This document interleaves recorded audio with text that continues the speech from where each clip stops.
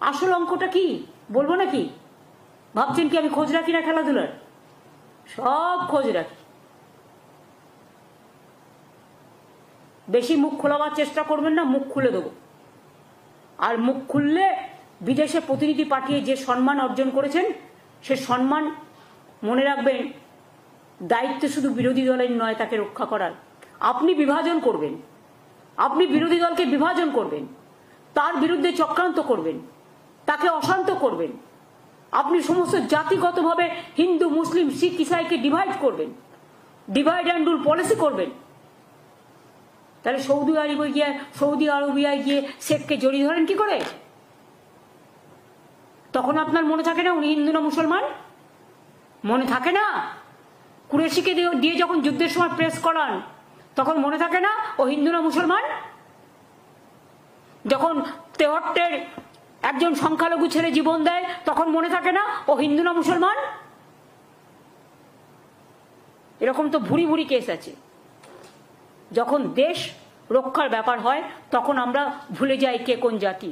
আমরা তখন দেশকে মাদারল্যান্ডই আমাদের ফার্স্ট প্রায়োরিটি হয়। আমরা আজ পর্যন্ত আমি মুখ খুলিনি একটাই কারণে, তার কারণ হচ্ছে আমরা দেশের পক্ষে তাই। বাট ওয়ান সাইডেড এনিথিং, এক হাতে তালি বাজে না। We are giving you respect. We are giving respect to our motherland.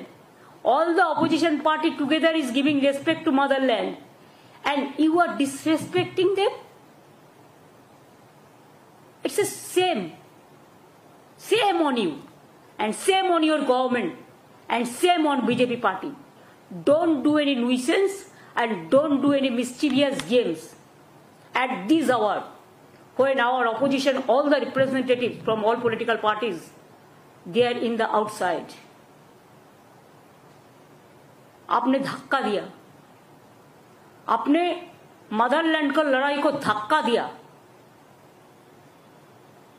ये ठीक नहीं हुआ। If you push back to us the federal structure, don't you think it is not proper for you? It is not proper for us also.